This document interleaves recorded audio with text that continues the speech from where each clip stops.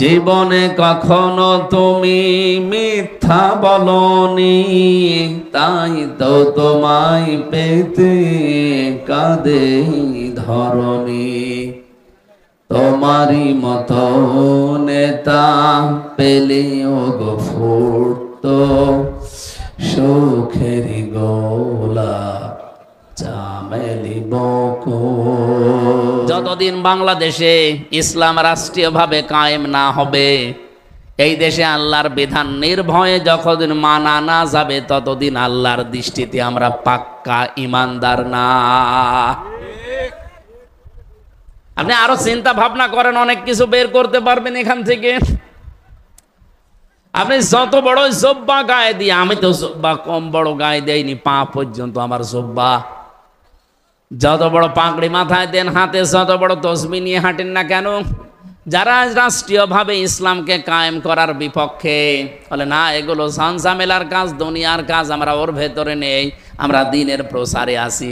তে মক্কায় কি সাহাবা একরাম দিনের প্রচার গোপনে করেন নাই? কত কিছু করার পর আল্লাহ ইয়া আইয়ুহাল্লাযীনা আমানু বললেন না কেন? কারণ এমন একটা রাষ্ট্রে তারা বসবাস করতেন যে রাষ্ট্রীয়ভাবে সুদ চলতো, ঘুষ চলতো, মানুষ চলতো।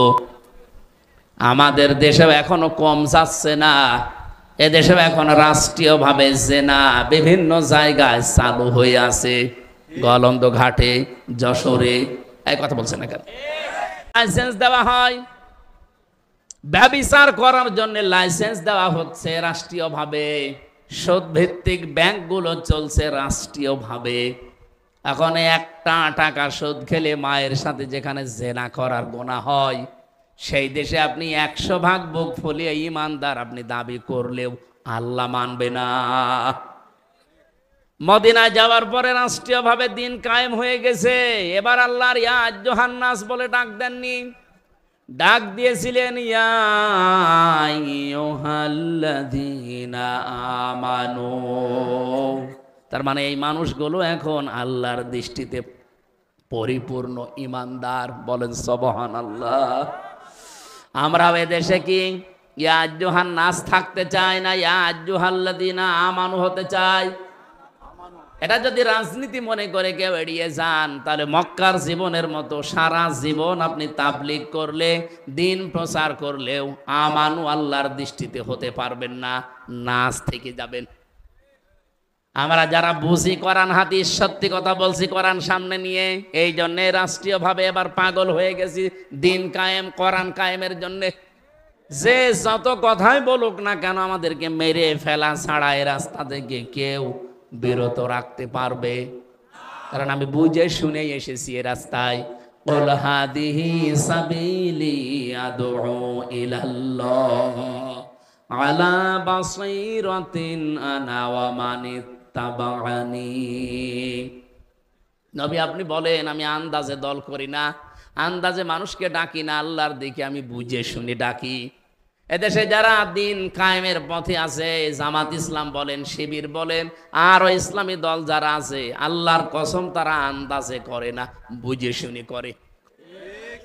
কালকে কুষ্টিয়াতে যে অনুষ্ঠানে ছিলাম, একটা অফিস উদ্বোধনে, বিএনপি করত 20 বছর অত্যাচারিত নির্যাতিত একজন মাজলুম মানুষ, উনি এতদিন করেছে আবেগে। কালকে এসে আমার হাতে হাত দিয়ে বলছে, আমি আজকে জামাত ইসলামের ফরম পূরণ করে এই দলে সারাটা জীবন থাকতে চাই। আমি বললাম, এই দল তো আর ওই রকম জেনারেল কোনো দল না, একবারে আকাশ থেকে উঠে আপনি যে উনি সহসভাপতি, আপনি সহসভাপতি, সেখান থেকে একবারে এসে আপনি এখানে সহসভাপতি হয়ে যাবেন না। এখানে নিয়ম আছে, পড়াশোনা করা লাগবে, পরীক্ষা দেওয়া লাগবে, এবং প্রতিদিন 15টা ঘর পূরণ করা লাগবে। আপনি নামাজ পড়েন জামাতে না একা একই, তাও লেখা লাগবে। কয়টা আয়াত পড়েছেন, বুঝে পড়েছেন না আন্দাজে পড়েছেন, ওইটাও লেখা লাগবে। এমনকি মাসে মাসে আবার ওইটা উপরে যারা আছে তাদের দেখানো লাগবে। বাংলাদেশে একটাই দল আছে যেখানে জবাবদিহিতা আছে, সেটা জামাত ইসলামী। অন্য কোন দলে যদি এটা দেখাতে পারেন, আমি এক্ষুনি তওবা করে সেখানে যোগ দেব। দেন,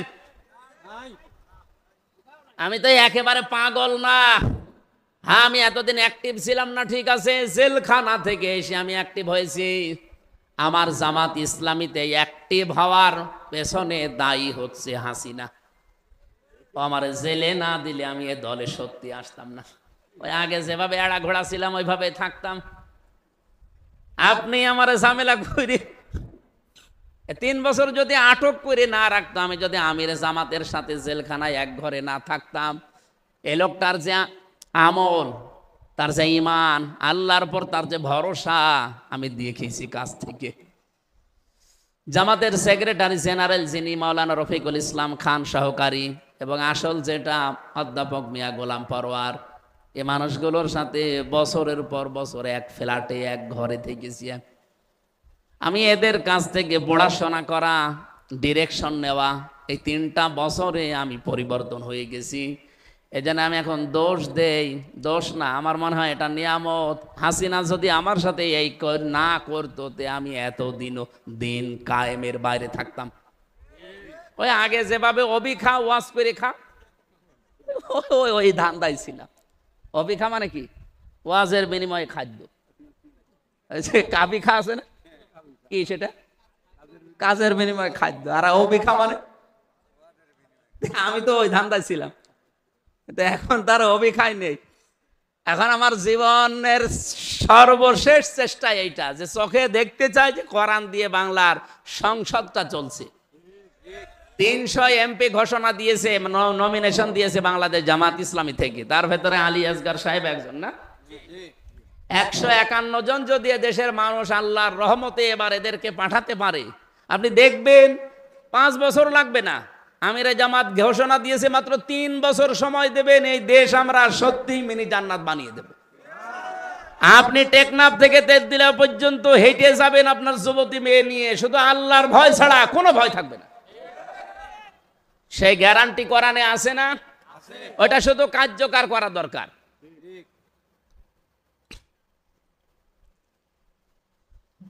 তাহলে এই দেশে আমরা যতই চেষ্টা করি আল্লাহর কাছে ইমানদার পরিপূর্ণ হওয়া সম্ভব না। এটা আমার চিন্তা, আমার গবেষণা। যদি কারো আরো উন্নত গবেষণা থাকে বলেন, আপনি জীবনেও পারবেন না।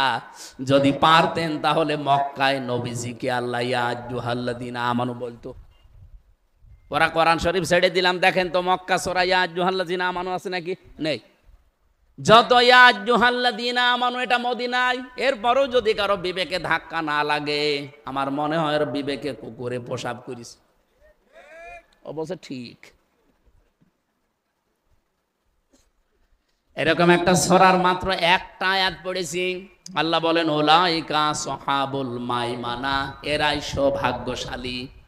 এখন সৌভাগ্যশালী কি করলে হওয়া যায়, এর আগে কয়েকটা আয়াতে আল্লাহ এগুলো আমাদের শুনিয়েছেন। ফালাকতাহামাল আকাবাতা ওয়া মা আদরাকা মাল আকাবা। আল্লাহ রাব্বুল আলামিন বলেন, পৃথিবীর অনেক মানুষ আছে এরা গিরিপথ পার হতে রাজি না। কষ্টসাধ্য যে পথ এটা পার হতে রাজি না। হাদাইনাহুন নাজদাইন, এর আগে আছে 2টা পথের, ভালো এবং মন্দ পথের নির্দেশিকা আমি আল্লাহ ঘোষণা দিয়েছি। কিন্তু মানুষ ফালাকতাহামাল আকাবা, এরা আকাবা পার হতে রাজি না। আকাবা মানে গিরিপথ, কঠিন পথ। যেই পথ পাড়ি দিতে পারলে জান্নাত, যেই পথটা পাড়ি দিতে পারলে আপনি আল্লাহর জান্নাতি হয়ে যাবেন, সৌভাগ্যশালী হবেন, সফল হবেন। সেই কথাগুলো এবার আল্লাহ শোনাচ্ছেন। ওমা আদরাকা মাল আকাবা, আপনি কি জানেন হে নবী আকাবা কি? যে পথে মানুষ আপনার কথা শুনে যেতে চায় না। পাবনাবাসী, আপনাকে আমি ওই আকাবা পার করতে চাই। এই আকাবা যদি সত্যি আপনি এই গিরিপথটা পার হয়ে যেতে পারেন, পার হয়ে যেতে পারলে আল্লাহর বানানো জান্নাত রেডি হয়ে আছে। এটা তো আমি আয়াত এখন বানালাম। বলেন বলেন। আল্লাহ পাক বলেন এই আকাবা পার হয়ে জান্নাতে যাওয়া লাগবে, কিন্তু আপনার কথা শুনিতে সবাই আসে না। আপনি কি জানেন আকাবা কি? 1 নম্বরে আল্লাহ পরিচয় দিয়েছেন ফাক্কু রাকাবা। ফাক্কুন মানে মুক্তি, রাকাবা মানে দাস। এটা দাস মুক্তকরণ। এই পৃথিবীতে যেই দলের কর্মসূচিতে দাস মুক্তির কর্মসূচি আছে, এই মানুষগুলোই আকাবা পার হচ্ছে। আকাবা মানে মনে করেন একটা সাঁকো, একটা ব্রিজ, একটা পুল, একটা সেতু। এটা পার হয়ে ওই ওপারে জান্নাত। এটা মানুষকে আল্লাহর নবী জানিয়েছেন, কিন্তু অনেকে সাড়া দেয়নি। আল্লাহ বলেন, হে নবী, আপনি কি জানেন আকাবা কি? ফাক্কুর আকাবা, এটা হচ্ছে দাসত্ব মুক্তকরণ। একটা গর্দানে ছড়ি ঝোলানো আছে, দড়ি ঝোলানো আছে, দড়ি ছিঁড়িয়ে গর্দানটা মুক্ত করে দেওয়া। এটা তো বাংলা বললাম, এখনো বোঝেননি। দাসত্ব মুক্ত কি এটা? এটা ১৫০০ বছর আগে যেহেতু ছিল, মানুষ মানুষকে দাস বানিয়ে রাখতো, গোলাম বানিয়ে রাখতো। এখন আধুনিক ব্যাখ্যা হচ্ছে, আজ যারা পৃথিবীতে মানুষের তৈরি করা আইনের গোলামি করে, মানুষের নিয়ম নীতি বানিয়ে দিয়েছে, এইটাই যারা মেনে চলে, আল্লাহর গোলাম না হয়ে মানুষের দ্বারা দাসত্ব করে, মানুষের এই দাসত্ব থেকে যারা মুক্ত করার জন্য চেষ্টা চালাচ্ছে, এরা গিরিপথ অলরেডি পার হওয়া আরম্ভ করেছে। আর এটা বাংলাদেশের ৭৩টা দল। আপনি একদম নিরপেক্ষ মন দিয়ে, আমি তো কোরআন হাতে নিয়ে বলতে পারবো, এটা শুধুমাত্র জামাত ইসলামী করছে। এরা চেষ্টা চালাচ্ছে মানুষদেরকে এই পৃথিবীতে মানুষের দাসত্ব থেকে মুক্ত করে আল্লাহর দাস বানানো। এই কথা বলেন না কেন? আর দেখেন, সবাই চাচ্ছে যে মানুষের তৈরি করা আইন কায়েম করে মানুষকে আরো মানুষের দাস বানিয়ে রাখতে। কিন্তু এরা চাই না আমরা যেন মানুষকে আল্লাহর দাস বানাতে পারি। যে শৃঙ্খল দিয়ে গলায় শিকল দিয়ে বাঁধা আছে, ওই বাঁধা আমরা মুক্ত করতে চাই। এটা বিভিন্ন মাধ্যম থাকতে পারে, অনেকে অনেক মাধ্যম নিয়েছে, কিন্তু জামাত ইসলামী যে ভোটের মাধ্যমে এটা করতে চায়, এই দেশের সব মানুষ যেহেতু এই সিস্টেমে। আমরা দেখলাম ঢাকাতে বিশাল সমাবেশ হওয়ার পরে এক আলেম মন্তব্য করেছিল, ৫ লাখ না ৫ কোটি মানুষ এক জায়গায় হলেও ইসলাম কায়েম হবে না। হ্যাঁ, হবে না, এটা আমরাও জানি। আর এটা ইসলাম কায়েমের মাধ্যমও না। কিন্তু ইসলাম কায়েম করার জন্য এই দেশে যদি আপনি এখন সশস্ত্র জিহাদ আরম্ভ করেন, সশস্ত্র যুদ্ধ আরম্ভ করেন, আপনি টিকে থাকতে পারবেন না। কি কথা বলছেন আমার? টিকে থাকতে পারবেন? আফগানিস্তানের মতো এই দেশে কি পাহাড় আছে? পাহাড়ে লুকিয়ে থাকবেন? এই দেশের মানুষ যেইভাবে চলতেছে, ঠিক ওইভাবেই আপনাকে এগিয়ে যাওয়া লাগবে। এমনকি বিশৃঙ্খলা যেন না হয়, সেদিকেও খেয়াল রাখা লাগবে। মক্কা বিজয় হওয়ার পরে, এদিকে সব মক্কা বিজয় হওয়ার পরে নবীজি নিজের স্ত্রী হযরতে আয়েশাকে ডাক দিলেন। হযরতে আয়েশা আনমনা হয়েছিলেন, তাকে বললেন, এদিকে খেয়াল করো। কি? তিনি বললেন, হে আয়েশা, এখন কিন্তু হাতে আমার ক্ষমতা, পুরা মক্কা আমি এখন ওলট পালট করে ফেলতে পারি। আমি যা বলবো মক্কায় তাই হবে। কথা বলে না কেন? এই মুহূর্তে আমার মনে চায় কাবা শরীফ যেইভাবে ছিল আমি যেন আবার ওইভাবে বানাই। আপনি এখন কাবা শরীফে দেখবেন চতুর্ভুজ করা, 4 কোণা। কাবা শরীফ একেবারে আদম নবী যখন বানায়, ইন্না আউওয়ালা বাইতি উযিআ লিন-নাস লাল্লাযী বিবাক্কাতা মুবারাক। আল্লাহ বলেন, পৃথিবীর প্রথম ঘর যেটা বানানো হয়েছিল ফেরেশতাদের এবং আদম নবীকে দিয়ে, সেটার নাম কাবা। ওই যে মক্কায় যেটা বাক্কা, এই মক্কা বা বাক্কায় যেটা প্রতিষ্ঠিত, ওইটা ওই সময় ছিল লম্বা, এই যে টেবিলের মতো লম্বা। কিন্তু এখন ওইভাবে আর কাবা শরীফ নেই, এখন হয়ে গেছে 4 কোণা। পাশে দেখবেন একটা জায়গা একটু ঘিরে দেওয়া আছে, হাতিমে কাবা বলা হয়, ওইটাও কাবার অংশ। ওর ভেতরে ফরজ নামাজ কেউ পড়ে না, বাইরে পড়ে।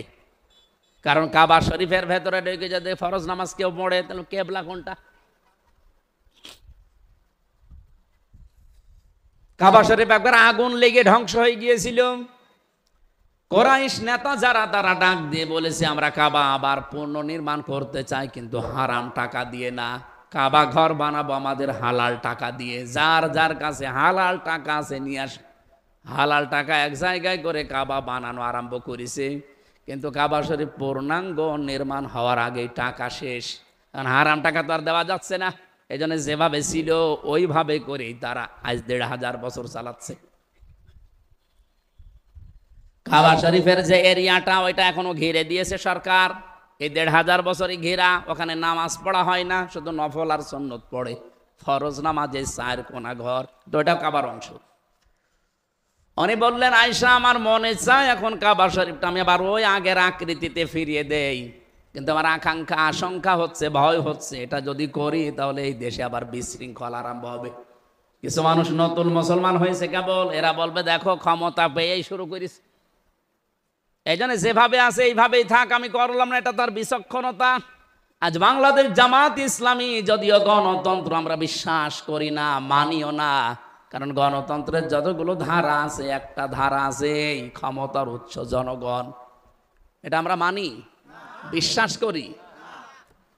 এখন যদি যে দেশের যে অবস্থা চলছে, এই অবস্থায় হঠাৎ করে যদি দেশের মনে করেন 5 কোটি মানুষ জামাত ইসলাম, এরা যদি সবাই অস্ত্র নিয়ে এই মুহূর্তে রাজপথে নেমে পড়ে, আপনি কি বাস্তবতা বোঝেন? এটা একদিনেই ভাইরাল হয়ে আন্তর্জাতিক মিডিয়ায় যাবে।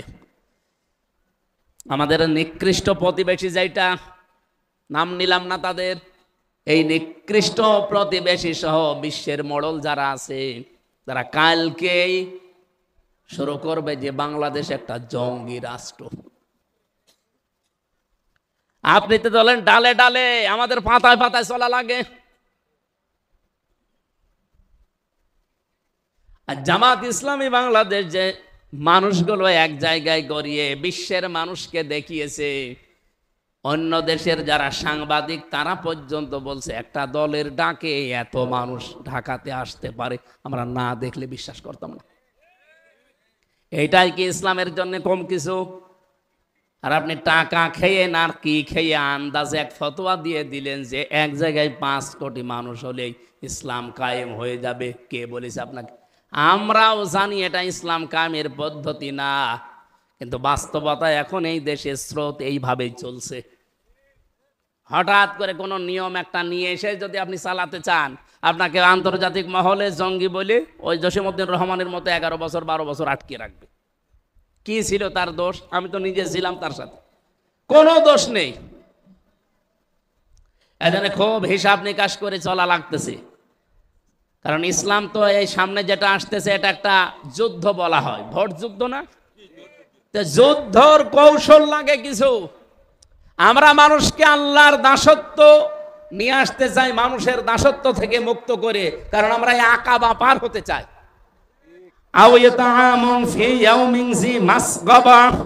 হে নবী, 2 নম্বরে তাদের কর্মসূচি থাকবে তারা এতিম মিসকিন অসহায় মানুষদের তারা পাশে চেয়ে দাঁড়াবে। আজ 1 বছর হয়ে গেল, আপনি দেখেন বাংলাদেশ জামাত ইসলামী যেভাবে এরা নিজেরাই অভাবী, 17 বছর না খেয়ে আছে, তারপরও 1 বছরে যেভাবে মানুষের পাশে দাঁড়িয়েছে, বাংলাদেশের প্রতিটি দল যদি এভাবে আজ আমরা দাঁড়াতে পারতাম, এই দেশটা আমার মনে হয় সোনায় সোহাগা হয়ে যেত। আমি সেদিন কুষ্টিয়া বড় বাজারে 300 ছাতা দিয়েছিলাম, ওই যে রিক্সা চালকরা ওনাদের হাত ছাতা বেঁধে দিয়েছিলাম। কিছু মানুষ বলা আরম্ভ করেছে 300 ছাতায় আর কি হবে। আরে ভাই, আমার সামর্থ্য আছে 300, আমি 300 ছাতা নাই বেঁধে দিলাম, আপনি বড় দল, আপনি 3000 বেঁধে দেন। কুষ্টিয়ায় যদি অন্তত 5000 ভ্যান চালক রিক্সা চালক থাকে, তাদের উপকার হবে না? প্রত্যেকটা দল যদি তাদের সমর্থন অনুযায়ী এরকম সামাজিক কাজগুলোতে এগিয়ে আসতো, আমরা ওই আকাবা গিরিপথ পার হতে চাই, এই জন্য এই কাজগুলো আমরা হাতে নেই। আমি কোরআনের সাথে মিলিয়ে দেখলাম যা যা জামাত ইসলাম করছে সবগুলো সূরা বালাদ থেকে নেওয়া। সুবহানাল্লাহ বলতে পারেন না? এরা যদি কোরআন কেন্দ্রিক জীবন যাপন করে, আর জামাত ইসলামী বাংলাদেশের প্রথম কাজই এইটা যে জামাত কর্মী যে হবে সে সমাজকর্মী হওয়া লাগবে। আপনি সমাজকর্মী না হয়ে জামাত কর্মী হতে পারবেন না। উড়ে এসে জুড়ে বসে আমি সভাপতি না, আপনাকে আগে কাজ করে দেখাতে হবে যতটুকু ইনকাম করেন। আর বাংলাদেশে আমার মনে হয় একমাত্র একটাই দল আছে বাংলাদেশ জামাত ইসলামী, যাদের প্রত্যেকটা নেতা কর্মী কাজ করে খায়। কেউ চাঁদাবাজির সাথে যুক্ত আছে, চুরির সাথে যুক্ত আছে, মানুষকে ঠকিয়ে ধোঁকাবাজি করে খাওয়ায় যুক্ত আছে না, কারণ এরা কাজ করে খায়। আপনাকেও আহ্বান জানাচ্ছি, আপনি কাজ করে খান, তাহলে চাঁদাবাজি করবেন না। আমি আমার খুলনা রেঞ্জের যিনি ডিআইজি আছেন, ওনাকে কয়েকদিন আগে বলেছিলাম, কুষ্টিয়া এসেছিল, যে স্যার আপনার উপরে যারা আছে তাদেরকে বলেন বাংলাদেশ পুলিশ প্রশাসনে যারা আছে এবং অন্যান্য দিক বিভাগে যারা আছে প্রশাসন কেন্দ্রিক, তাদের বিভাগটা যেন আলাদা করে দেয়। তারা কোনো নেতা খেতা নেত্রী কোনো মন্ত্রী এমপির কথা চলবে না, তারা চলবে সরাসরি তাদের আইসির কথা মতো। এ দেশটা এমনি ভালো হয়ে যাবে, মালয়েশিয়া যেমন চলছে। কোন নেতা খেতা ফোন দিলে যে অমুক কাজ করো, বালি নিয়ে যাচ্ছে, ওকে ধরে সুবহানাল্লাহ পড়াও না, ওরা সরাসরি শুনবে কার কথা? ওদের আইসির কথা। এভাবে চলতে দিন একটা বছর, অন্য কোনো কিছু লাগবে না, শুধু পুলিশ। আর 2 নাম্বার বলেছিলাম ওদেরকে 8 ঘন্টা করে ডিউটি করে বাংলাদেশ সহ বিশ্বের যত জায়গায় আমি দেখলাম। 8 ঘন্টা 10 ঘন্টার উপরে ডিউটি কারণে, সুতরাং 8 ঘন্টার উপরে যারা ডিউটি করবে 2-5 ঘন্টা আরো বেশি, এই ওভার টাইম হিসাবে তাদের বেতন দেওয়া লাগবে। প্রশাসনে এটা নেই, পুলিশ আছে জিজ্ঞাসা করে দেখেন। ওর 8 ঘন্টা না, ওর যদি 16 ঘন্টা 24 ঘন্টাও ডিউটি থাকে, ওই যে বেতন 15,000 কেন? 8 ঘন্টার পরে যেই কয় ঘন্টা ডিউটি ওদের বাড়তি হবে, ওদেরকে যদি আপনি ওভার টাইম হিসাবে টাকা দেন, ওরা কিন্তু এই রাস্তাঘাটে আর গাড়ি আটকিয়ে টাকা নেবে না।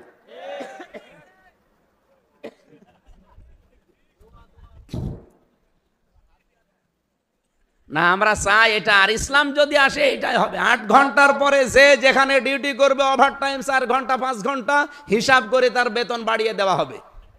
এই কথা বলে না কেন? একদিকে সে দুর্নীতিগ্রস্ত হবে না, 2 নম্বরে তার পরিবারটাও সচ্ছলতা ফিরে আসবে। এইগুলো না, খালি টাকা পাচার করো, টাকা পাচার করো। পাচার হওয়া টাকাগুলোও যদি দেশে ফিরিয়ে আনতে পারতাম, যে যেই বিভাগে আজ বাংলাদেশে কাজ করছে যতগুলো বিভাগ, কেউ দুর্নীতি করতো না। অন্তত তার নিজের চাহিদা মিটে গেলে দুর্নীতি করবে কেন? আমরা চাচ্ছি এই ব্যবস্থা ফিরিয়ে আনতে। 3 নম্বরে আল্লাহ জানিয়েছেন ইয়াতীমান যা মাকরাবা, হে নবী নিকট আত্মীয়র ভেতরে যারা এতিম, ইয়াতীমান যা মাকরাবা, নিকট আত্মীয়র ভেতরে যারা এতিম তাদের খোঁজ খবর নেন। আমরা যারা এই দেশে একামতের দিনের দায়িত্ব পালন করছি, অন্তত আমরা যেন এটা মেনে চলতে পারি। হ্যাঁ, অনেক ক্ষেত্রে সম্ভব হয় না আমাদের স্ত্রীর কারণে। সম্মানিতা মা বোনেরা, শুধু নামাজ পড়া, রোজা রাখার, কালো বোরকা পরা ইবাদত না।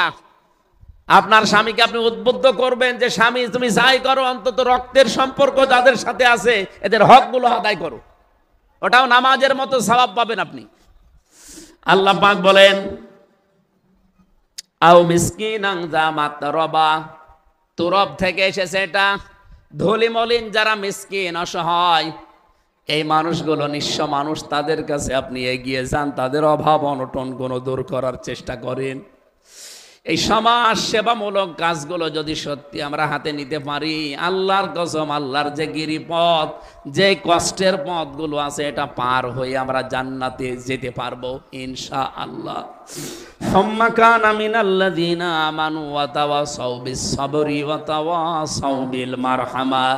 এরপরে যে মানুষগুলো ঈমান আনে, সবরের, একে অন্যকে ধৈর্যের উপদেশ দেয়, উশৃঙ্খলা চরমপন্থা অবলম্বন করতে তারা বলে না। এত বড় কঠিন কঠিন পরিস্থিতি আমরা কিন্তু সামনে পার করছি, এরপরও কোনো চরমপন্থা আমরা অবলম্বন করি নাই। আমরা এই কর্মসূচিগুলো হাতে নিয়েছি। অথবা সাউবিল মারহামা, তারা একে অন্যকে রহমের উপদেশ দেয়, দয়ার উপদেশ দেয়। আল্লাহ রাব্বুল আলামিন এই আয়াতগুলো আমাদের জীবনে 100% যেন কায়েম করে দেন। উলাইকা সাহাবুল মাইমানা, এরাই হচ্ছে ডানপন্থী। আর এই মানুষগুলো সৌভাগ্যশালী। যারা সৌভাগ্যশালী ডানপন্থী, তাদের জন্য আল্লাহ তার বানানো জান্নাত তৈরি করে রেখেছেন। আল্লাহ আমাদেরকে যেন ওটা উপহার দেন, বলেন আমিন। বিশ্বনবী মুহাম্মদুর রাসূলুল্লাহ বাদ দিয়ে আজ পর্যন্ত পৃথিবীতে কেউ তার আদর্শ দিয়ে সফল হতে পারে নাই, কিয়ামত পর্যন্ত হবেও না। এজন্য আহ্বান জানাচ্ছি, নবীজির আদর্শ বাদ দিয়ে আজ যারা পরিবার, সমাজ, রাষ্ট্র এবং দুনিয়ার জীবন চালাতে চান, আপনারা সাময়িক কিছু সময়ের জন্য চর্ম চোখে দেখতে যদি সফল মনেও হয়, আপনারা ব্যর্থ হবেন, এইটাই ফাইনাল।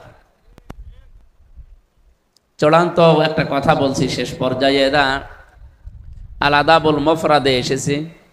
বুখারী শরীফ লেখার আগে ইমাম বুখারী এই কিতাবটা লিখেছিলেন।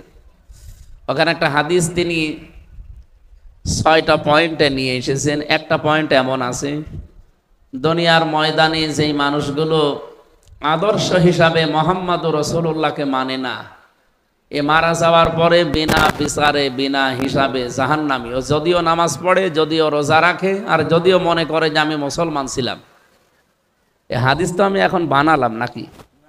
হ্যাঁ,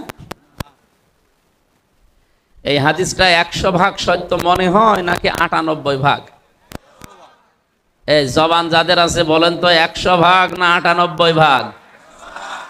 100 ভাগ সত্য হলে এই দেশে যারা আজ বিশ্ব নবীকে আদর্শ বাদ দিয়ে অন্য কাউকে মেনে চলে, সেজন্য নামাজ পড়ে, রোজা রাখে, আর মনে মনে করে আমার তো ছোটবেলা মুসলমানই দেওয়াই আছে, ওকে জান্নাতে যেতে পারবে?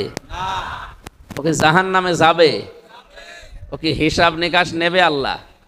বিনা হিসাবে বিনা বিচারে। এত শক্ত কথা শোনার পরেও যদি কারো মনের পরিবর্তন না হয়, ও যদি আরো উল্টো বোঝে, আমার মনে হয় ওর আর হেদায়েত কপালে নেই। হযরত ইব্রাহিম আলাইহিস সালাম যখন জাতির কাছে এই কথা বলেছিলেন, ইন্নী ওয়াজ্জাহাতু ওয়াজহিয়া লিল্লাযী ফাতারাস সামাওয়াতি ওয়াল আরদা হানিফা ওয়া মা আনা মিনাল মুশরিকিন, খুব ভালো করে মিলাবেন। এখনো যদি ইব্রাহিম নবীর মতো ইখলাস নিয়ে, তার মতো মন নিয়ে আল্লাহর পথে মানুষকে কেউ ডাকতে আরম্ভ করে, হাজার হাজার বছর আগে নবী ইব্রাহিমের সাথে যা হয়েছিল, ইব্রাহিমের সন্তানদের সাথে এখন তাই হবে। তিনি যখন জাতির লক্ষ্যে এসে বললেন, বিভিন্ন জিনিস তিনি কিন্তু দেখছিলেন। প্রথমে তারকা দেখেছিলেন, চন্দ্র দেখেছিলেন, সূর্য দেখেছিলেন, এগুলো মনে করছিলেন আমার রব হবে। এগুলো যখন অস্তমিত হয়ে গেল একটার পরে একটা, তখন তিনি এই ঘোষণা দিয়েছিলেন, যেটা আমরা জায় নামাজের দোয়া বলে চালিয়ে দিই। এটা জায় নামাজের দোয়া? আমার মনে হয় পুরা কোরআন শরীফ যদি কেউ পুরাটা মানতে নাও পারে, শুধু এই আয়াতটা মেনে নিলে সে জান্নাতে চলে যাওয়ার কথা। সব কিছু আছে এই আয়াতের ভেতরে। যদিও এটা জায় নামাজের দোয়া না, এটা হচ্ছে আল্লাহু আকবার তাকবীরে তাহরিমা বলার পরে এইটা পড়ার নিয়ম। আপনারা যারা এতদিন জানতেন না, এখন থেকে আমল করবেন, ভালো হবে। নবীজি এইভাবে করতেন, আল্লাহু আকবার বলার পরেই তিনি এই আয়াতটা পড়তেন, সূরা আনআম আয়াত নাম্বার ৭৯। আমার কথা শোনা যাচ্ছে? আরো একটি ভাবা লাগবে। ভাই গল্প করছেন মানে? এদিকে তাকান। হ্যাঁ মুরব্বী, দুইবার তো বলাও যাচ্ছে না, মুরব্বী মুরব্বী বললে আবার ভাইরাল হয়ে যাবে। এদিকে তাকান। হযরত ইব্রাহিম বললেন, ইন্নী ওয়াজ্জাহাতু, অবশ্যই আমার এই চেহারা। চেহারা মানে শুধু 3.5 হাত বডি না। এখানে ওয়াজহুন শব্দের শাব্দিক অর্থের ভেতরে আমরা দেখেছি জীবন চালাতে যা লাগে সব এর ভেতরে আছে। জীবন চালাতে বলেন তো পরিবার লাগে না, সমাজ লাগে না, রাজনীতি করা লাগে না, ব্যবসা করা লাগে না, যা লাগে সব আমি আজকে ঘুরিয়ে দিলাম কার দিকে? লিল্লাযী ফাতারাস সামাওয়াতি ওয়াল আরদা, আসমান আর জমিন যিনি বানিয়েছেন তার দিকে। কথাটা অনেক গভীরের কথা, আর এই কথা যদি মুখ দিয়ে মন থেকে ইখলাসের সাথে আপনি সত্যি বের করতে পারেন, পৃথিবীর অনেক কিছু আপনার থেকে হাত ছাড়া হয়ে যাবে।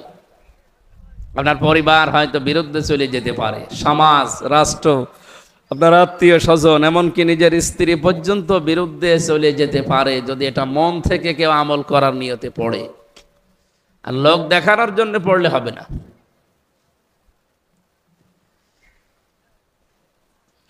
মাঝখানে একটা শব্দ আল্লাহ দিয়েছেন। হযরত ইব্রাহিম বলেছিলেন, আমি শুধু আসমান জমিনের উদ্ভাবক যিনি তার দিকেই মুখ ঘুরিয়েছি, বিষয়টা এমন না। হানিফা, আমি লোক দেখানোর জন্যে না, মন থেকে একনিষ্ঠভাবে ইখলাসের সাথে আমার মুখ আমি ঘুরিয়ে দিলাম। সুতরাং আজকে থেকে আমি সব কিছু বাদ দিয়ে ফিরে আসলাম। ওমা আনা মিনাল মুশরিকিন, আমি মুশরিক না। আমি কি না? এই ঘোষণা দেওয়ার পরে জাতির লোক যারা, তারা কিন্তু থেমেছিল না। আল্লাহ পাক বলেন, ও হাজ্জাহু কওমুহু, তার জাতির লোকেরা তার সাথে ঝগড়া বিবাদ, কথা কাটাকাটি, বিতর্ক এগুলো আরম্ভ করেছিল। নবী ইব্রাহিম বললেন, ক্বালা তুহাজ্জুনি ফিল্লাহি ওয়া ক্বাদ হাদান, তোমরা কি আমার সাথে ঝগড়া বিবাদ বিতর্ক এই জন্যে করছো, অথচ আল্লাহ আমাকে হেদায়েতের উপরে রেখেছে। শুধু এতটুকু তিনি বলেননি, পথ দিয়েছেন। ওয়া ক্বাদ হাদান, অবশ্যই আল্লাহ আমাকে হেদায়েতের উপরে রেখেছেন, তার হেদায়েতের পথ আমাকে দেখিয়েছে। এরপরও কি আমার সাথে বিতর্কে লিপ্ত হবে? আমি এখান থেকে যে তথ্যটা এই জাতির লোককে এই মিডিয়ার মাধ্যমে জানাতে চাচ্ছি সেটা এবার সামনে আসতেছে। আরও এদিকে অ্যাক্টিভ হয়ে থাকেন। ওয়ালা আখাফু মা তুশরিকুনা বিহি ইল্লা ইয়াশা রাব্বি শাইআ। ওয়ালা আখাফু, আমি ভয় করি না, মা তুশরিকুনা বিহি, তোমরা যে সমস্ত বিষয়কে শিরিক করো আল্লাহর সাথে, এই বিষয়গুলোকে আমি পরোয়া করি না, পাত্তা দেই না, ভয়ও পাই না। ইল্লা, তবে আইয়াশা রব্বি শাইআ, আমার রব যদি চায় সেটা অন্য বিষয়। ওয়াসিআ রব্বি কুল্লা শাইইন ইলমা, আমার রবের জ্ঞান প্রত্যেকটা বিষয়কে পরিব্যাপ্ত করে আছে। আফালা তাতাযাক্কারুন, জাতির লোকেরা এরপরেও কি তোমরা শিক্ষা নেবে না? আমি এখান থেকে বাংলাদেশকে মিলিয়েছি। গতকালকে এক নেতা বলছিল এদেশে জামাত ইসলামী যারা করে তারা যেন মাথা নিচু করে দল করে। বলেন তো বাংলাদেশে জামাত ইসলামী বাদ দিয়ে এমন একটা দলের নাম বলেন যারা বাতিলের সামনে মাথা নত করে নাই। প্রত্যেকেই আমরা দেখি তারা হয় বিক্রি হয়ে গেছে নয় মাথা নত করেছে। শুধুমাত্র এই দেশে 54 বছরে টিকে আছে জামাত ইসলামী। যারা এই কথা বলে তারা কিন্তু বিভিন্ন কায়দায় আল্লাহর সাথে শিরিক করছে। হযরত ইব্রাহিম এবার একটা সুন্দর কথা বললেন, কাইফা আখাফু মা আশরাকতুম ওয়ালা তাখাফুনা আন্নাকুম আশরাকতুম বিল্লাহি মা লাম ইউনাজ্জিল বিহি আলাইকুম সুলতানা।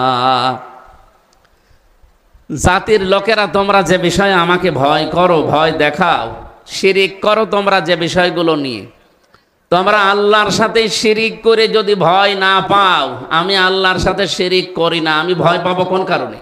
বাংলাদেশে যারা ইসলাম নিয়ে রাজনীতি করে তারা আল্লাহর সার্বভৌমত্ব এই দেশে প্রতিষ্ঠা করতে চায়, ভয় তো তাদের থাকার কথা না। আর এইটার ভেতরে অগ্রগামী অগ্রগণ্য হয়ে আছে বাংলাদেশ জামাত ইসলামী। আপনি যাই মনে করেন ভেতর থেকে আপনার এই কথাই আসবে। তাছাড়া 11 জন মানুষ জীবন দিয়ে গেল অলরেডি, বাইরের দেশে ছিল আমেরিকাতে, সেখান থেকে এসে জীবন দিল মীর কাশেম আলী শহীদ রহমতুল্লাহ আলাইহি। তারা পারতো না হাসিনার মতো পালিয়ে যেতে? তারা তো ছিলই ওই দেশে। এ দেশে না আসলেই তো তারা বেশি থাকতে পারতো এতদিন, যদি আল্লাহ হায়াত দিত। নিজেরা নির্দোষ ছিল, নিজেরা আল্লাহর আইনের পক্ষে ছিল, এই জন্য তারা ভয় পায়নি। আর যে মানুষগুলো আল্লাহর আইনের বাইরে অন্য কোনো আইন প্রতিষ্ঠা করতে চায় তাদের সবচাইতে বেশি ভয়, এই জন্য তারা আগেই পালায়। আপনি দেখবেন যারা মানুষের তৈরি করা আইন প্রতিষ্ঠা করতে চায়, ট্রাকের চাকা বাস্ট হলে তারা দৌড় দেয়। আমি নিজে দেখেছি, বিশাল আয়োজন, মাইক হাতে নিয়ে সেরকম বক্তব্য চলছে, হঠাৎ কে যেন একটু আওয়াজ দিয়েছে পেছন থেকে, ধর, ও নেতা পালিয়েছে। আমি কি একটা বানিয়ে বললাম? অনেকে মিথ্যা মনে করতে পারে। এ টাঙ্গাইলে বাড়ি একজনের, টুকু মিয়া, আমি নাম পুরাটা নিলাম না। উনি কয়েকদিন আগেও বাঘের মতো হুঙ্কার দিচ্ছিলেন এদেশে জামাত ইসলামী যারা, তারা রাজনীতি করতে পারবে না। রাজনীতি এদেশে কে করবে না করবে এটা ঠিক করবে বাংলাদেশের জনগণ। আপনি কি এই 54 বছরে এই মিথ্যা ধোয়া তুলে যারা বন্ধ করতে পারে না, আপনি একদিনই এসে আগস্টের 5 তারিখের আগে তো এ কথা কেউ বলতো না। হঠাৎ করে এদেরকে নাড়াচাড়া কারা দিচ্ছে আমরা জানি। আপনি দেখেন আগস্টের 5 তারিখের পর থেকে যতগুলো কথা এদেশে ইসলামপন্থীদের ব্যাপারে বলা হচ্ছে, বিশেষ করে যারা আল্লাহর আইন চায় তাদের ব্যাপারে, এগুলো একটাও তাদের নিজেদের কথা না, সব দাদাদের শেখানো কথা। তাদের সর্বোচ্চ পর্যায়ে যে লোকটা আছে সেই লোকটা পর্যন্ত কয়েকদিন আগে এদেশের হাজারো ইসলামপন্থী তাওহীদি জনতার মানে মুখে বুকে রক্তক্ষরণ আরম্ভ করে দিয়েছে। তারা এটা বলতে চাচ্ছে এই দেশে যেন চরমপন্থা এবং মৌলবাদীর অভয়ারণ্য না হয়। আমরা এই কথার বিকল্প আরেকটা কথা তৈরি করে অলরেডি বলেছি, এই দেশে যেন পাথর দিয়ে মানুষ মারা আর চাঁদাবাজদের অভয়ারণ্য না হয়। এই গুণগুলো যাদের ভেতরে আছে তারা যদি মৌলবাদী এ নাম দিয়ে গালি দেয়, এই গালিটা তারা নিজেরা দিচ্ছে না, তাদেরকে শেখানো হচ্ছে। এই জন্য আপনারা মানুষের ফাঁদে পা দেবেন না। বিবেক যেটা আছে সেটা কাজে লাগান। বিবেক কাজে না লাগলে কিন্তু আপনি আল্লাহর কাছে মানুষ হিসাবে পরিগণিত থাকবেন না, পশু হয়ে যাবেন। উলাইকা কাল আনআম বাল হুম আদাল। এই আয়াতের আগে 3টা ইন্দ্রিয় শক্তির কথা আছে। যাদের বিবেক কাজে লাগে না, আল্লাহ তাআলা জানিয়েছেন এগুলো আর মানুষ থাকে না, এগুলো শুধু জানোয়ার না, চতুষ্পাদ জানোয়ারের চাইতেও খারাপ। বলেন নাউজুবিল্লাহ। আমি তো আয়াতগুলো পড়ি আর মাঝে মাঝে, প্রতিদিনে তো কোরআন পড়া লাগে, আয়াতগুলো পড়ি আর মাঝে মাঝে এদেশের মানুষের চরিত্রের সাথে মিলিয়ে দেখি। এদেশে বহু মানুষ অলরেডি উপরে সরাত সেরাতে মানুষ আছে, বাস্তবে তারা অলরেডি কুকুর, শ্রীগাল এবং শুকুরের চাইতেও খারাপ হয়ে গেছে। কারণ কি? উলাইকা হুমুল গাফিলুন, এই মানুষগুলো গাফিল। আল্লাহ আমাদের হেফাজত করুন, বলেন আমিন। আপনারা মানুষের তৈরি করা আইন প্রতিষ্ঠা করতে গিয়ে মিছিল করেন, মিটিং করেন, টাকা পয়সা খরচ করে, দল করেন, ভোট করেন। আপনি যদি ভয় না পান, তা আমি আল্লাহর আইন প্রতিষ্ঠা করতে গিয়ে ভয় পাবো? আপনার নিন্দুকের নিন্দা, উল্টাপাল্টা কথা শুনে আমি পিছপা হয়ে যাব, আপনি ভাবলেন কি করে?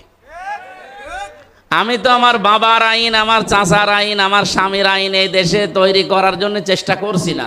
আমার সারা জীবনের চেষ্টা, সারা জীবনের স্বপ্ন যে এ দেশ চলবে আল্লাহর আইন দিয়ে। এক কথা বলেন না কেন? হযরত ইব্রাহিম এটা চাইনি? তা আমরা তার সন্তান হিসেবে এটা চাই।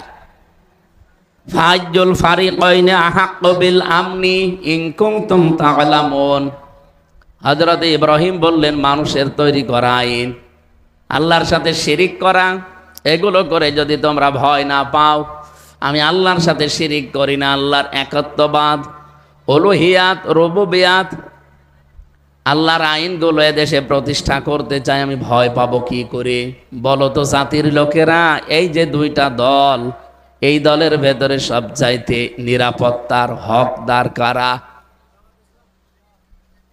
বাস্তবতার দিকে তাকিয়ে বলেন তো, আল্লাহর আইন যারা প্রতিষ্ঠা করতে চায় আর আল্লাহর আইনের বিরুদ্ধে যারা, হযরত ইব্রাহিমের কথা ছিল হাজার হাজার বছর আগের, জাতির লোকেরা নিরাপত্তা পাওয়ার ক্ষেত্রে কোন দল বেশি হকদার? আহাক্কু বিল আমনি দিয়েছেন। যদি তোমরা জেনে থাকো তাহলে জাতির লোকেরা বলো। আল্লাহ এর পরবর্তী আয়াতে 82 নম্বর আয়াত সূরা আনআম, নিরাপত্তা পাওয়ার জন্য সবচাইতে বেশি হকদার কারা, কারা অধিকারী, আল্লাহ নিজে ঘোষণা দিয়ে জানালেন। যেহেতু অন্য কেউ কথা বললে তাদের কথায় ভেজাল থাকার সম্ভাবনা আছে না নেই? আল্লাহর কথায় কোনো ভেজাল নেই, জন্য তার কথাই শোনাচ্ছি। আল্লাযীনা আমানু ওয়া লাম ইয়ালবিসু ঈমানাহুম বিযুলমিন। ভালো করে শোনেন। নিজেদের দেশে এবং আমাদের আশপাশে প্রতিবেশী যারা রাষ্ট্র আছে তাদের, এবং আন্তর্জাতিক যে ষড়যন্ত্রগুলো, চক্রান্তগুলো আছে, সবগুলোর বিষয় থেকে এই আয়াতে শিক্ষা আছে। আল্লাহ তাআলা বলেন, যারা ঈমান আনে, রেকর্ড হচ্ছে, এটা সারা দেশে যাচ্ছে, যারা ঈমান আনে ওয়ালাম ইয়ালবিসু ঈমানাহুম বিযুলমিন, আর তাদের ঈমানের সাথে জুলুমকে মিশ্রণ করে না। এখানে জুলুম মানে শিরিক। জুলুম মানে কি? তার মানে এই দেশে এখন 20 কোটির উপরে আমরা মানুষ আছি। ঈমান শক্তি যাদের আছে, ঈমানের সাথে যারা শিরিককে, জুলুমকে মিশ্রণ করেন নাই, আল্লাহ বলেন উলাইকা লাহুমুল আমনু, এরাই নিরাপত্তার হকদার। পাহারা দেওয়ার জন্য আল্লাহ যথেষ্ট। আমরা যাদেরকে পাহারাদার নিযুক্ত করেছি, ওর মাঝখান থেকেও যদি আজরাইল নিয়ে যায়, পাহারাদাররা বাধা দিতে পারবে? তাহলে আমাকে পাহারা দিতে পারে, নিরাপত্তা দিতে পারে সবচাইতে বেশি কে? আল্লাহর শব্দ চয়ন দেখলেন, উলাইকা। এই সমাজের ঈদগাহ ময়দানে যারা বসে আছে, আল্লাহ মনে হচ্ছে এইভাবে দেখাচ্ছে, উলাইকা, এই মানুষগুলো, লাহুমুল আমনু, এরাই নিরাপত্তার হকদার, ওহুম মুহতাদুন, এবং এরাই হেদায়েতের উপরে আছে। বলেন সুবহানাল্লাহ। আয়াতের 2টা পয়েন্ট শেষ করে আমার আলোচনায় আমি ফিরে যাচ্ছি। প্রথম কথা ছিল যারা ঈমান আনে। ঈমান আমাদের আছে না? একথা আপনি একটা হিন্দুকে বলেন, ওই লোকটাও বলবে আল্লাহ একজন আছে, আমিও জানি। আবু জেহেল পর্যন্ত কথা বলতো, ওয়ালা ইন সাআলতাহুম মান খালাকাস সামাওয়াতি ওয়াল আরদা লা ইয়াকুলুন্নাল্লাহ। আল্লাহ পাক বলেন, নবী আপনি যদি আবু জেহেলকেও জিজ্ঞাসা করেন আসমান জমিন কে বানিয়েছে, ও বলবে আল্লাহ বানিয়েছে। তাহলে আবু জেহেল আল্লাহ একজন আছে এ কথা বিশ্বাস করতো না, নাকি বিশ্বাস করত? আমি এই 2 দিন আগে এসেছি মক্কা মদিনা থেকে। কাবা শরীফের যে দরজা, এই জায়গায় হাত দিয়ে ও বদরের ময়দানে যাবার আগে কাবার এই হাতিমে কি দরজার উপরে হাত দিয়ে দোয়া করলে মুলতাজাম বলা হয়, এটা দোয়া কবুল হয়। ও দোয়া করেছিল, কাবার মালিক তুমি একজন আছো আমি জানি, মুহাম্মদের বিরুদ্ধে বদরের ময়দানে আমি যুদ্ধ করার জন্য যাচ্ছি, সত্যের পক্ষে যে আছে তাকে তুমি বিজয় দিও। ও আবু জেহেলের জীবনে একটা দোয়া কবুল হয়েছে, কারণ ও তো সত্যের পক্ষে ছিল না। সত্যের পক্ষে কে ছিল? মুহাম্মদ রাসূলুল্লাহ। তার পক্ষে ও দোয়া করছে যে সত্যের পক্ষে যে আছে তারে তুমি বিজয় দিও। ওর দোয়াও জীবনে একটা কবুল হয়েছে। কারণ কাবার এই মুলতাজাম নামক জায়গা, যেটা দরজা, এটা এত দামি, এত পবিত্র আল্লাহর কাছে, এত মর্যাদা সম্পন্ন জায়গা যে 10 জায়গায় দোয়া কবুল হয়, তার ভেতরে এটা একটা। আবু জেহেল না, শুধু আবু তালিব, নবীর আব্দুল মুত্তালিব, নবীর দাদা, এই লোকটাও এখান দাঁড়িয়ে দোয়া করেছিল যেদিন আব্রাহা কাবা ভাঙতে আসে। সেদিন বলেছিল, কাবার মালিক এ ঘর তো আর আমার না, আমি খাদেম, আমার গরু ছাগল উট ভেড়া ওগুলো ওরা নিয়ে গেছে, আমি ওইগুলো ফেরত নিয়ে আসতে যাচ্ছি, কিন্তু ঘর তোমার দায়িত্বে দিয়ে দিলাম। ও কাবার দরজার সাথে চাবি ঠেকিয়ে ওই জায়গায় চাবি রেখে দোয়া করেছিল, আল্লাহ কি কবুল করে নাই? অথচ লোকটাকে মুসলমান। এই জায়গায় দাঁড়িয়ে দোয়া করলে কারোর দোয়া আল্লাহ আজ পর্যন্ত ফেরত দেয়নি। আমার মনে হয় এখন যারা বিভিন্ন কায়দায় মাথা চাড়া দিচ্ছে ইসলামের বিরুদ্ধে, কাবার এই মুলতাজাম নামক জায়গা ধরে 3 দিন আগেও দোয়া করে এসেছে যদি কবুল হয়। আমার সারা জীবনের স্বপ্ন আল্লাহ বাংলাদেশের চর্ম চোখে কোরআন দিয়ে সংসদ চলছে, এটা যেন দেখে মরতে পারি, বলেন আমিন। আর কিচ্ছু দরকার নেই। কোরআন শরীফ যদি এই 92% মুসলমানের এই 56,000 বর্গ মাইলের এই দেশে না চলে, তে আমাদের বেঁচে থেকে লাভ কি? আপনি আর কত, আর নয় 50-60 বছর বাঁচলাম, না আর 100 বছর বাঁচলাম, বলেন আমার কি লাভ আছে? খাবার খেলাম, সন্তান জন্ম দিলাম, জমি জায়গা হইলো, টাকা পয়সা হইলো, আমি মরে গেলাম। কি আমি চর্ম চোখে তো একটা মিনি জান্নাত দেখতে চাই। আর মিনি জান্নাত তৈরি হবে বাংলাদেশ তখন যখন কোরআন দিয়ে চলবে এই দেশটা। আপনি একবার একটু দেখেন না কেন? 56 বছর তো ধোকা খেয়ে খেয়ে অনেক কিছুই দেখলাম, কিছুই পাইনি। একবার একটু দেখা যায় না? এবার আমার মনে হচ্ছে এই কথার উপরেই সারা দেশের মানুষ জোট বেজেছে, একবার একটু দেখা যায় কিনা দেখি। পাগল পর্যন্ত বলছে যে এবার আমি দেখব। অন্তত পাগল যদি এ কথা বলে, আমরা কি পাগল নাকি? আমরা আমাদের বিবেক অনুযায়ী বলতে পারি যে এবার আমরা একটু দেখতে চাই যে কোরআন দিয়ে সংসদ চললে কেমন দেখা যায়। অনেকে বলছে চাঁদাবাজি বন্ধ হবে না যতদিন নির্বাচন না দেবেন। আরে পাগল, বন্ধ হওয়া কোনো ব্যাপারই না, শুধু কোরআনের কাছে একটু দিয়ে দেন। চাঁদাবাজি বন্ধ হবে না, চাঁদাও বন্ধ হবে, বাজিও বন্ধ হবে।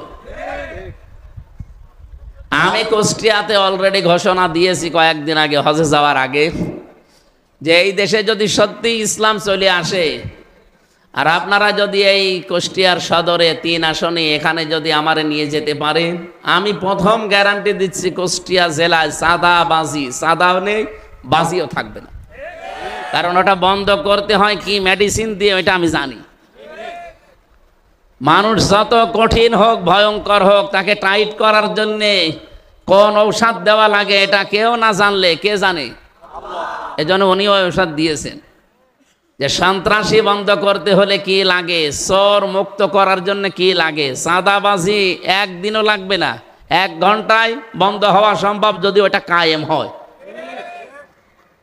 আমি ওখানে গলাকাটা মসজিদে গিয়েছিলাম, জিজ্ঞাসা করলাম কি এই জায়গায় হয়, বলছে এখানে গলা কাটা হয়, যারা জেনা করে সাক্ষ্য প্রমাণ যদি হয়ে যায় ওদের আর জেলে দেয় না, ওই দিনই নিয়ে এসে এই জায়গায় নামাজের পরে ঘোষণা দিয়ে গলা কেটে দেয়। বলেন তো ওই রকম একটা যদি এদেশে করা হতো, এদেশে যত শক্তিশালী পুরুষ হোক ওর স্বপ্নদোষ পর্যন্ত বন্ধ হয়ে যেত। কারণ আল্লাহ তো ভালো করে জানে যে এর দুর্বল জায়গা কোথায়। চুরি করলে হাত কেটে দাও, একটা কেটে দেন। আমার এক দাদা ছিল সৌদিতে, উনি বলছিল যে অজুখানা তো প্রত্যেকটা মসজিদের নিচে বেশি, বিশেষ করে কাবা শরীফ আর মসজিদে নববী, এর নিচ তলায় 2, 3 তলা, 4 তলা, 5 তলা শুধু অজুখানা আর টয়লেট। উনি বলছে আমি এই লিফট দিয়ে নেমে গেলাম, চলন্ত সিঁড়ি আছে, যেয়ে দেখি অজুখানায় একটা ঘড়ি মোবাইল পড়ে আছে, মোবাইলের সাথে ঘড়ি সেট করা। দেখলাম এখানে তো ক্যামেরা দেওয়া থাকতে পারে, আর যদি ধরা পড়ে যায় হাত কেটে দেবে। দেশে গেলে মানুষ বলবে হাজী সাহেব চোর। এই জন্য তাকিয়ে দেখলাম আশপাশে অন্তত কেউ নেই, ক্যামেরাও নেই, তুলে নিলাম। মনের ভেতরে একটা ভয় যে আমি একটা হাজী মানুষ, কার জিনিস নিলাম। মসজিদে নববীর সামনে হারানো জিনিস যেখানে জমা দেয় ওই জায়গায় নিয়ে গেলাম। জিজ্ঞাসা করলাম, ভাই এই ঘড়িটার দাম কেমন হবে? আমার এটা সেদিন মালয়েশিয়া থেকে একজন দিয়েছে, এটার দামই নাকি 42,000 টাকা।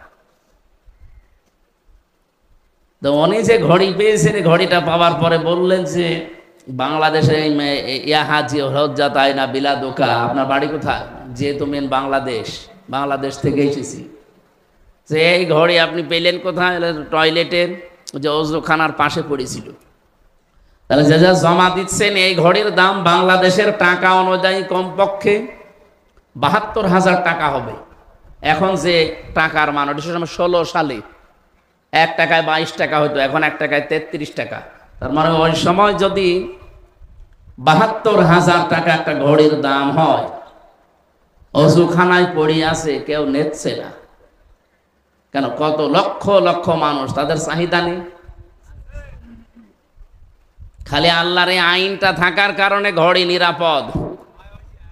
আমাদের দেশে 72 পয়সা থাকে, 72,000 কোটি টাকাও থাকবে যদি ওই আইনটা সংসদে ওই যেদিন স্বাধীন হয়েছিল ওই দিন কায়েম হয়ে থাকতো। বলেন 1,500 বছর আগে এই আইনটা আল্লাহ কোরআনে দিয়েছেন, আস-সারিকু ওয়াস-সারিকাতু ফাকতাউ আইদিয়াহুমা জাযাম বিমা কাসাবা নাকালাম মিনাল্লাহ। এই 1,500 বছরে আজ পর্যন্ত ওই দেশে চুরি প্রকাশ্যে নেই, যদি গোপনে কেউ করে থাকে আলাদা। প্রকাশ্যে যদি চুরি হয় আর যদি ধরা পড়ে ওর সঙ্গে সঙ্গে হাত কেটে দেবে। এমনকি নবীজি বলেছিলেন আমার নিজের মেয়ে ফাতেমাও যদি চুরি করে তাও হাত কেটে দেব। এইটা যদি সত্যি এই দেশে আমরা দেখতে পেতাম, চুরির জন্য এই ভয় আমাদের যায় এখন, এটা থাকতো? এই জন্য চাঁদাবাজি বন্ধ করা কোনো বিষয় না। কালকে ডিজিএফআই এর প্রধান যিনি আমাদের জেলায়, উনি এসেছিলেন দেখা করার জন্য। যে চাঁদাবাজি হয়, যে মানুষের সম্পদ জোর করে কেড়ে নেয়, আপনারা কি কিছু করেন না? ওনারা প্রশাসনে আছে, গোয়েন্দা বিভাগে আছে। তো হুজুর আমরা জানি, খালি দেখি। জানেন দেখেন মানে আপনি দেখেন, আপনি জানেন। আমারে উল্টা প্রশ্ন করছে যে আপনি জানেন না যে চাঁদাবাজি করছে কারা? যার কাছে করছে সে এসে কিছু করতে পারে না। উনি আরো কিছু গোপন কথা আমার জানালেন। তো বাস্তবতায় ওনার কথার সামারাইজ করি আমি যেটা দেখলাম, এই দেশে গোয়েন্দা বিভাগ বলেন, প্রশাসন বলেন, আরো যা বিচার বিভাগ যা আছে, এগুলো সব কিছুর মূলে এইটা দেওয়া লাগবে। এটার একটা আইন আছে মাত্র, সূরা মায়েদার ভেতরে। ওই আইনটা যদি এই দেশে কায়েম করে দেওয়া হয়, এই দেশও সৌদি আরবের মতো চোর মুক্ত হয়ে যাবে। উহুদ যে পাহাড় 17 কিলোমিটার, এই বিজ্ঞানীরা এখন গবেষণা করে পেয়েছে উহুদ পাহাড়ের নিচে পুরাটাই নাকি স্বর্ণ। যাদেরকে পাহারা দেওয়া দায়িত্বে রেখে দিয়েছে, ওখানে পাশে হযরত আমির হামজার কবর আছে। নবীজির ওই যে দাঁত ভেঙে গিয়েছিল, মাথার ভেতরে কড়া ঢুকেছিল, সেই ময়দানে সব ঘুরে ঘুরে দেখলাম। বলছে এখানে যারা দায়িত্বে আছে, আমার মনে হয় যদি বাঙালিকে দায়িত্ব দিত, এ পাহাড় স্বর্ণ সব খেয়ে ফেলত। এই যে সিলেটের পাথর খেয়ে ফেলেনি, কথা বলেন না কেন? আমি মালয়েশিয়া বিশ্ববিদ্যালয়, যেটা ইসলামিক ওই যে আন্তর্জাতিক, ওইটা ঘুরছিলাম মাঝখান দিয়ে। বিভিন্ন হোস্টেলের সামনে দিয়ে যাওয়ার সময় আমাদের কুষ্টিয়া বিশ্ববিদ্যালয় যত বড়, এর চাইতে 20 ডবল এত বড়। হঠাৎ একটা মোবাইল পড়ে আছে, খুব দামি মোবাইল, আইফোন। আমার সাথে থাইল্যান্ডের একটা ছেলে ছিল, আমারে বলছে ওনার ভাষা দিয়ে, হুজুর এই মোবাইলের পাশ দিয়ে যদি বাংলাদেশ আর ভারতের কোনো ছেলে মেয়ে হেঁটে না যায়, তো কিয়ামত পর্যন্ত এটা পড়িয়ে থাকবে, কেউ নেবে না। ওকে আমার দাম বাড়িয়ে দিল। বলছে বাংলাদেশ আর ভারতের ছেলে মেয়ে যদি এখান থেকে না যায়, এই মোবাইল এখানেই থাকবে। ও মোবাইলের দাম যতই হোক, কমপক্ষে লাখের ওপরে তো দাম হবে আইফোনের।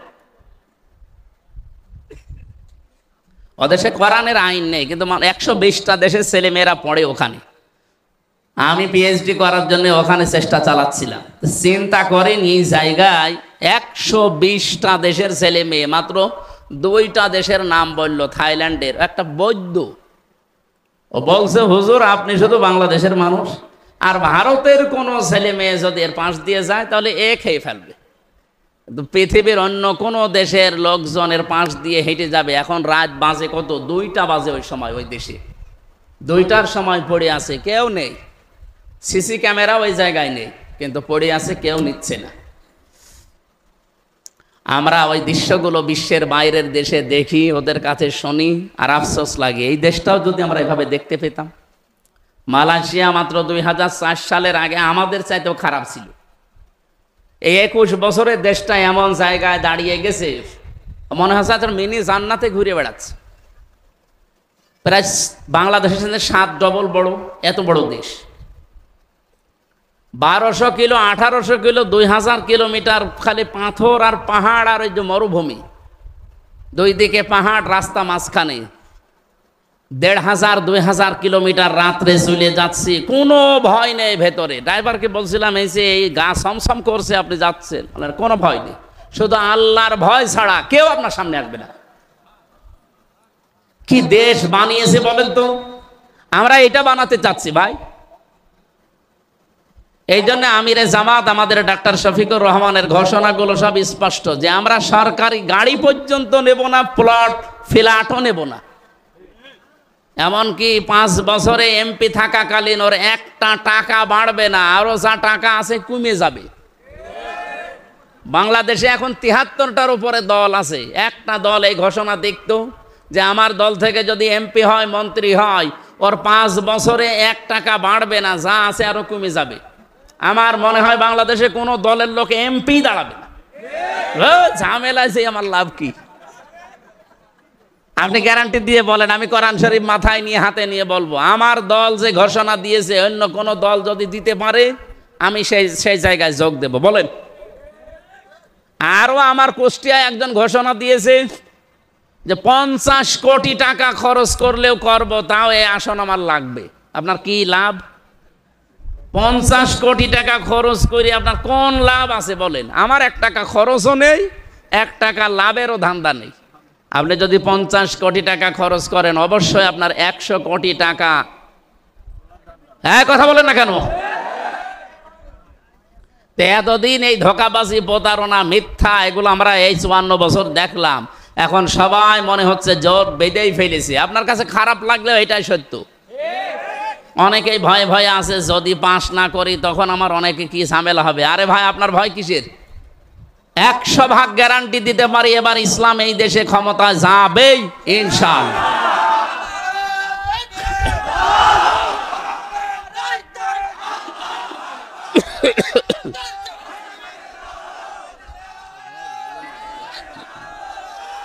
মনে আছে আমার ভাইরা, বিবেকের কাছে আপনারা যে প্রশ্ন রাখলাম, যারা আজ মানুষের তৈরি করা আইনগুলো জমিনে কায়েম করতে চায়, সে যে নামেই হোক, তারা যদি ভয় না পায় মিছিল মিটিং করতে, ভোট চাইতে, আপনার দুয়ারে দুয়ারে যেতে, আমি আল্লাহর আইন কায়েম করতে চাই, আমি ভয় পাবো কেন? বলেন, আমি কেন ভয় পাবো?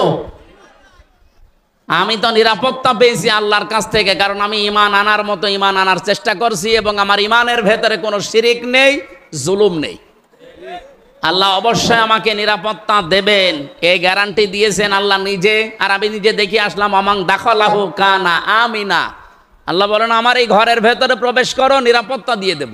মক্কার এরিয়া কিন্তু শুধুমাত্র এখান থেকে এই খুঁটি পর্যন্ত না, 3.5 কিলোমিটার 4 কিলোমিটার মক্কার এরিয়া, মানে কাবা শরীফের এরিয়া এত বিশাল।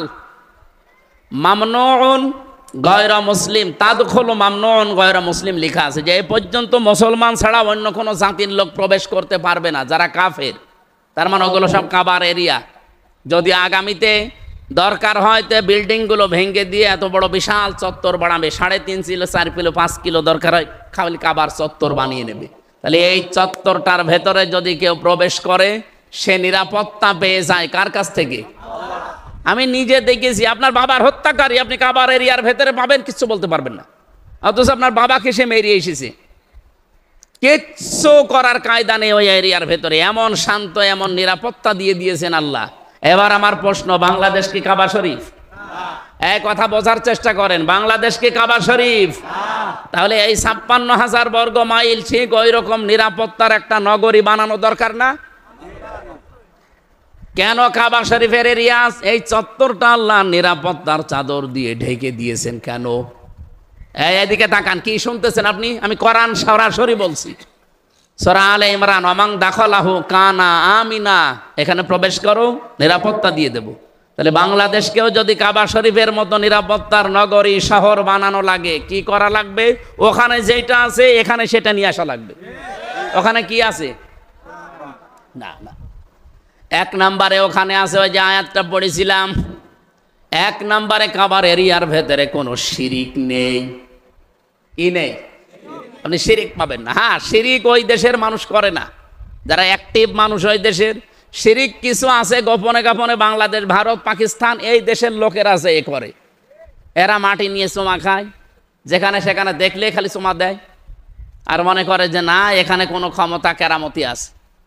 অথচ কাবার পাথর যেটা লাগানো আছে হাজরে আসওয়াদ, এই পাথরকে হযরত ওমর লাঠি নিয়ে বলেছিলেন কাবার পাথর, শুধু নবীজি তোমাকে চুমা দিয়েছে এই জন্য চুমা দেই, নবী যদি চুমা না দিত জীবনেও তোমার চুমা দিতাম না। আমি জানি তুমি আমার ভালো করতে পারো না, মন্দও করতে পারো না। কোন পাথরকে বলছে বলেন তো? ওই পাথরটা জান্নাতের, হযরত আদম আলাইহিস সালাম নিয়ে এসেছিলেন। এত বড় দামি পাথর, সেই পাথরকে হযরত ওমর যদি এ কথা বলতে পারে যে তুমি আমার ভালো করতে পারো না, মন্দও করতে পারো না, শুধু নবীজি চুমা দিয়েছে এই কারণে চুমা দেই, নবী চুমা না দিলে আমি জীবনেও চুমা দিতাম না। অথচ বাংলাদেশে এই যে কত পাথর বিক্রি হয় ভাগ্যের উন্নয়ন করার জন্য। ঢাকায় যে পান্থপথে লিটন দেওয়ান চিশতি পাথর বিক্রি করে 5 লাখ 7 লাখ টাকা দাম এক একটা পাথরের। ওটা হাতে দিলে নাকি 3-4টে বউ হয়, কত রোগ শোক সেরে যায়। এগুলো সব বানোয়াট, মিথ্যা, ধোকাবাজি, প্রতারণা ছাড়া আর কিচ্ছু না। পাথরের কোনো ক্ষমতা আছে? যে সমস্ত মেয়েরা বুঝে না বুঝে মাদলি ব্যবহার করেন, খুলে ফেলে দেন, কোনো দরকার নেই। যদি জিন, পরি বা অন্য কোনো আসর থেকে মুক্ত হওয়ার জন্য এটা দিয়ে রাখেন হাতে, গলায়, পায়ে, মাথায়, তাহলে প্রতিদিন ফজরে আর মাগরিবে ওরা নাচ পালাক পড়ে, আয়াতুল কুরসি পড়ে বুকের উপর ফু দেন, এইটাই কাজে লাগবে, আর এইটাই হাদিস। সুতরাং আমরা মনে হয় যারা পাথর ব্যবহার করি, মাদলি ব্যবহার করি, এগুলো খুলে ফেলা দরকার যদি আপনার ইমানে শিরিক রাখতে না চান। তাহলে নিরাপত্তা পাওয়ার প্রথম কাজ হচ্ছে শিরিক মুক্ত জীবন তৈরি করা, যেটা আমাদের জাতির পিতা ইব্রাহিম তৈরি করেছিলেন। আজ জাতির লোককে আমরা আহ্বান জানাচ্ছি, 56,000 বর্গ মাইল যদি আমরা আল্লাহর নিরাপত্তার চাদরে কাবা শরীফের মতো ঢেকে রাখতে চাই, এই দেশকে শিরিক মুক্ত করা লাগবে। কথা বলেন, এদেশে শিরিক নেই? সবচাইতে বড় শিরিক হচ্ছে এই দেশে আল্লাহর আইনের সাথে। এর ভেতরে 500 আইন আছে আল্লাহর, একটা আইনও এই দেশে এখন চলে না। এর আইনের বিপক্ষে যেগুলো সবগুলো চালু করেছে। এমনকি এই 15.5 বছরে হাসিনা থাকাকালীন সবচাইতে গুরুত্বপূর্ণ একটা বিষয়, এই যে 5 এবং 8 বৃত্তি পরীক্ষা হয় না, এই কথা বলেন না কেন? এই বৃত্তি পরীক্ষা হওয়ার সময় 100 মার্ক ছিল ইসলাম সম্পর্কে। এই ফ্যাসিস্ট সরকার এই 15 বছরের ভেতরে শিক্ষা ব্যবস্থায়, বিশেষ করে দীপুমণি আর এই নওফেল, এই 2 জন দায়িত্বে থাকাকালীন এই 100 মার্কের যে ইসলাম নিয়ে প্রশ্ন আছে ব্যক্তি পরীক্ষা, এগুলো সব তুলে দিয়েছে। আমি কয়েকদিন আগে এটা শুনলাম, আগে জানতাম না। জেলা স্কুলের একজন শ্রদ্ধাভাজন শিক্ষক আমারে বলছিলেন এই ষড়যন্ত্র হয়েছে, আপনারা জাতিকে সতর্ক করবেন, আবার যেন অন্তত 100 মার্কের কোরআন আর হাদিসের ওই প্রশ্নগুলো ঢোকানো হয়, কারণ এই দেশে 92% আমরা মুসলমান। মানুষ তো লেখাপড়ার মাধ্যমেই শিখবে নাকি, সেইগুলোই তুলে দিয়েছিল। ওরা সরাসরি বলে না যে এই দেশে ইসলাম থাকবে না, কিন্তু ইসলাম যেন না থাকে সেই ব্যবস্থা সব করা হয়েছিল। একজন বউকে নাকি খুব পিটাতো, ওর বউ বলছে যেভাবে পিটাও আমার কি রাখবা না? বলে কিলের ওজন দেখে টের পাও না? ওরা এই 15.5 বছরে এইটা করেছিল সরাসরি, কিন্তু অনেকেই হজ করে আসতো দেখতাম। এখন আবার অনেকেই নতুন ভাবে ওই রকম কাজ কারবার হাতে অলরেডি নিয়েছে। কালকে আমি কুষ্টিয়াতে এক অনুষ্ঠানে ছিলাম, এক লোক বলছে হুজুর আগেই ভালো ছিলাম। কেন? আচ্ছা, এ যা আরম্ভ হয়েছে, এ পাথর থাকে না। সে এক লোক চোর ছিল, এমন চোর, কাফন চোর। কাফন চুরি করতো, শুধু মানুষ মরে গেলেই ওই কবর থেকে কাফন চুরি করে বিক্রি করে দিত। চিন্তা করছে আমার নামই তো কাফন চোর। ছেলেকে বলছে আমি যদি মারা যাই তুই এমন কাজ করবি যেন আমার এই নামটা ঢেকে যায়, অন্তত আমার যেন আর খারাপ কেউ না বলে। ও মারা যাওয়ার পর ওর ছেলে শুধু কাফন চুরি না, কাফন চুরি করে আর লাশ গাছের উপরে ঝুলিয়ে পেছনে বাঁশ দিয়ে রাখে। লোকজন বলছে ওর বাবাই তো ভালো ছিল, ওর বাবা তো কাফন চুরি করে নিয়ে চলে যেত, লাশ কবরে পড়ে থাকতো, আর এ কি শুরু করিস? এই কাফন তো চুরি করে লাশ তুলে গাছের উপরে টাঙায়, আবার পেছনে বাঁশ দেয়। ওর বাবাই কি ছিল? আমার মনে হচ্ছে এই দেশে কিছু মানুষ যা আরম্ভ করেছে, এই জন্যই কিছু মানুষ বলতেছে যে আগেই, আসলে তো আগে ভালো ছিল। আগে তো অন্তত পাথর দিয়ে মানুষ এভাবে মারা দেখি নাই। লঘি বইটা দিয়ে দেখেছি, পাথর দিয়ে দেখেছি। মানুষ খায়, তা বলে পাথরও খেয়ে ফেলে। কি একটা সুন্দর দৃশ্য ছিল বাংলাদেশের ভেতরে, সিলেট, সে জায়গাটা এখন শ্মশান বানিয়ে ফেলেছে। আপনি চেয়ারে বসার আগেই যদি এভাবে খাওয়া আরম্ভ করেন, চেয়ারে বসিয়ে দিলে আপনি কিছু রাখবেন? এদেশের মানুষ এখন সব বোঝে, শুধু সময়ের অপেক্ষায় আছে এই জায়গা মতো টিপ দেওয়ার। এই কথা বলেন না কেন? আল্লাহ তুমি আমাদেরকে নিরাপত্তার এই কাবা শরীফের মতো এই 56,000 বর্গ মাইল যেন নিরাপত্তার চাদরে আমরা ঢেকে রাখতে পারি, সেই তৌফিক দাও।